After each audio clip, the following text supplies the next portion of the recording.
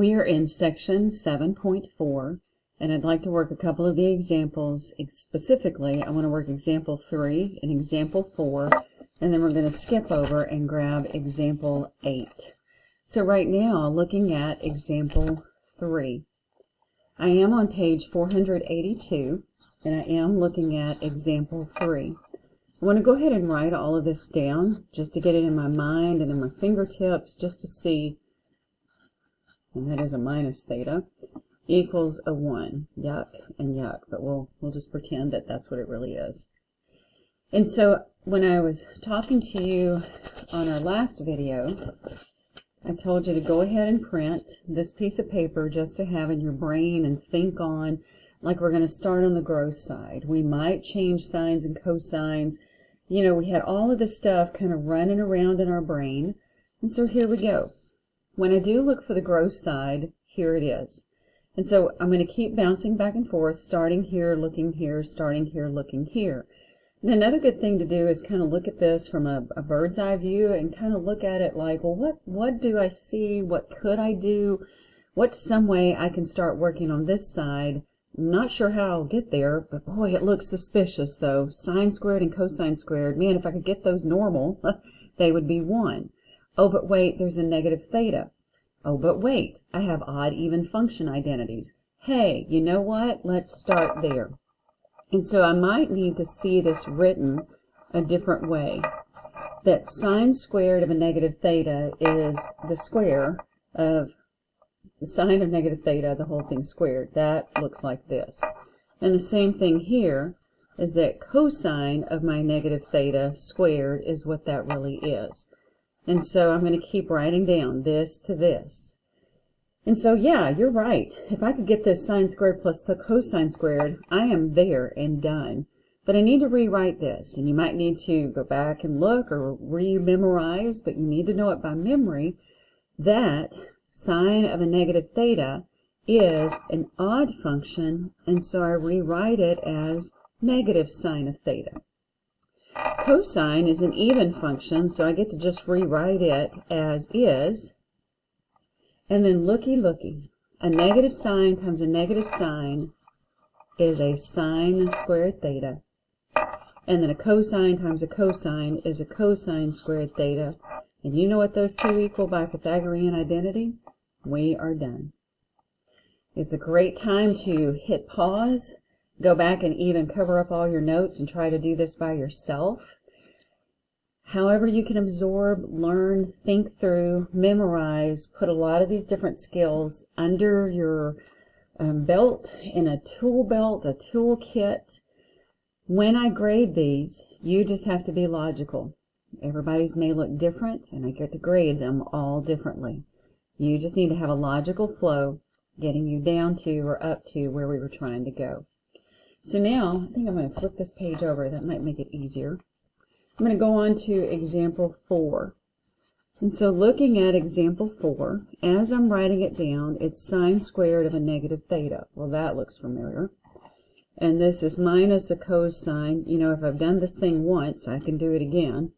And I already start to notice this is my gross side. That's my nice side. So I'm going to stay over here and sine a negative theta and minus a cosine of negative theta. And you know, a really good tactic or skill right now is to cut this video off and you work through, give it your best shot, which is probably going to be great, and then cut the video back on and see which direction I go. Either way, I'm going to go ahead and start here like what we did here. And then I can rewrite this as a sine of the negative theta, the whole thing squared, and it turns out to be this and turns out to be this. But it's a brand new problem, so I need to go ahead and show that I have sine of a negative theta, and I need to square it, minus I have a cosine of a negative theta, and I need to square that. And then in the denominator, I can go ahead and start playing around with odds and evens, because sine of a negative is the negative sine of that theta. And minus the cosine of a negative theta is just cosine theta. Well, make it another step. But before I do, one of the things I mentioned on here is to play around like you're looking at a tennis match. Look at where you are, where you're going, where you are, where you're going. Well, I'm still kind of messy over here, but I need to go to cosine minus sine. Wow, that looks just really simple. Okay, let me see what I got. So here, I've got sine of the negative theta. That means it's going to be a negative sine theta. I'm going to square it. This one's going to be the cosine of theta because it's an even identity. And then over, well, another thing I said is it's really good to keep the first term positive. So you either need to multiply through by a negative or factor out a negative. So with this, let me go ahead and pull out a negative, and that'll give me sine theta plus cosine theta inside the parentheses. I'm going to change colors because this is getting all tight and jammed in there together. And so now, a while ago it worked out pretty cool that when we did this, we had sine squared plus cosine squared, and wham, we finished this up with a 1. This one's a little different. It's going to be sine squared minus cosine. I don't have an identity. Okay, so where am I? Where do I need to go? Blah, blah, blah. So I've got sine squared from the first part minus cosine squared theta to the next part. And then in the denominator, I've got a negative sine theta plus a cosine theta. Okay, look where I am. Where do I want to go? Where am I? Where do I... Okay, I am at this big looking thing. And gosh, I need to go down to just a cosine minus a sine. Looks like I've got a long way to go, but I don't really. Because one of the other comments I made is remember to always look for, can I keep these in mind? I could factor using a difference of 2 squares. And this piece right here, it's a thing squared minus a thing squared. That is a difference of 2 squares.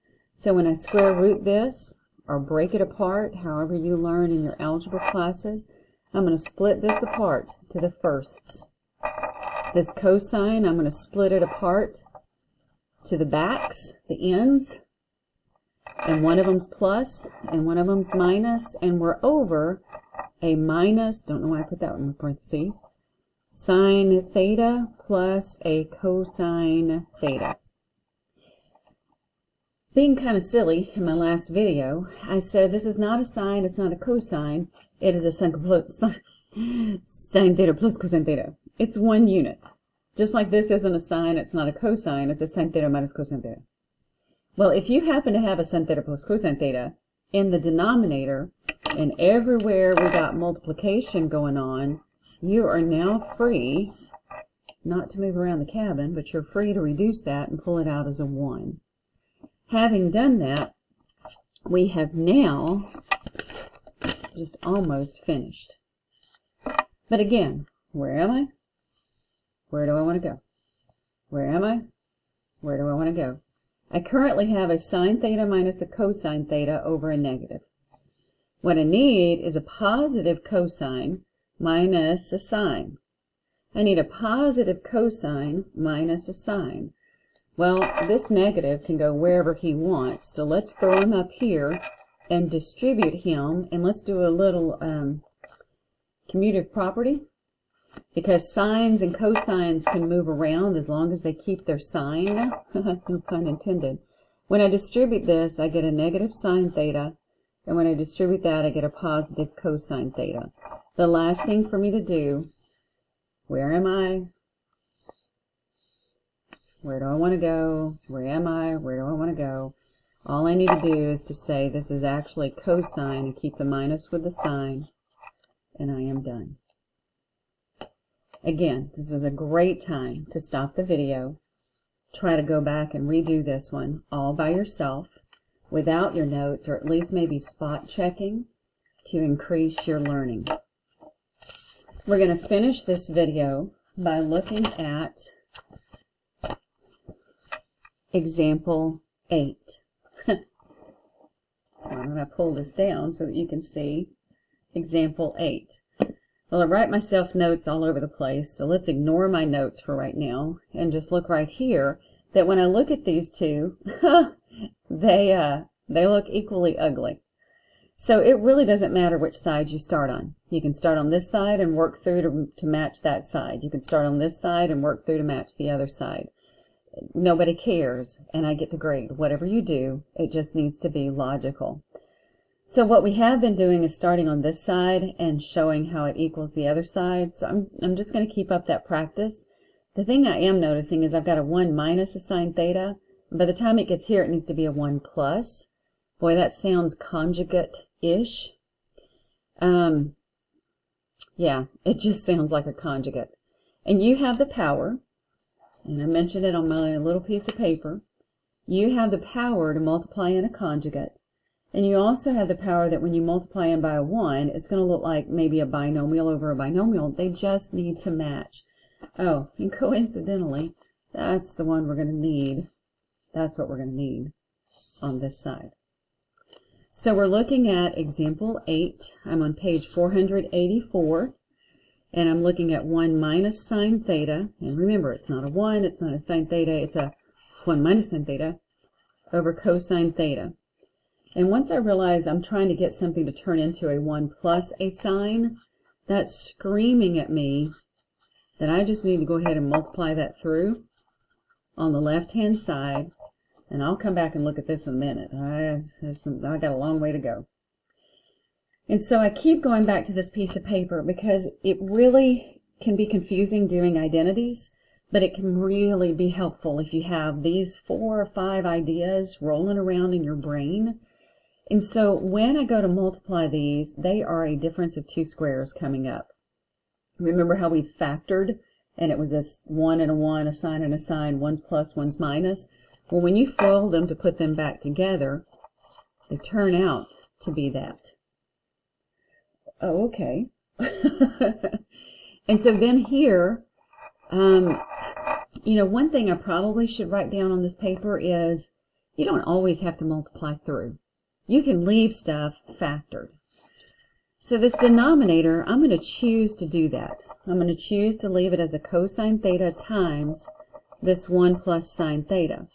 And it might help if I'm practicing, look at where I am, look at where I want to go, look at where I am, look at where I want to go. And where I want to go has a 1 plus sine theta in the denominator. So I am not going to distribute that cosine. I'm going to end up wanting this. I'm going to leave it alone. And so where I want to go, there is not a cosine in the bottom. So that thing needs to die. I don't know how, but I need to get rid of that. And the numerator has a cosine, and right now I got sine mess. Well, I have got to be, and I heard him say on the video, as familiar as your name, that I have trig identities. Not only do I need to know the trig identities, like that sine squared theta plus cosine squared theta equals 1, I also need to know how to rewrite them and use those. So up here, I have a 1 minus sine squared theta. So down here, if I happen to rewrite this and subtract sine squared theta from both sides, I find that 1 minus sine squared theta, this thing I have up here, is actually worth cosine squared theta. Ah. Well, if that's the case, I'm going to replace all of this in the numerator with just cosine squared theta. I'm going to keep all my mess in the bottom because I want that 1 plus sine theta. I need it in the denominator. And I'm going to go back and look. Where do I want to go? Where am I? Where do I want to go? Where am I? Where I want to go, I just need a plain cosine in the numerator. And I do not need a cosine in the denominator. Well, if you got 2 cosines, cosine times cosine in the top, and you got cosine times junk in the bottom, 1 cosine can kill 1 cosine, and we are done. I need to rewrite it, make it a little bit prettier. But we are done, and we have, as it asked us to do, established this identity.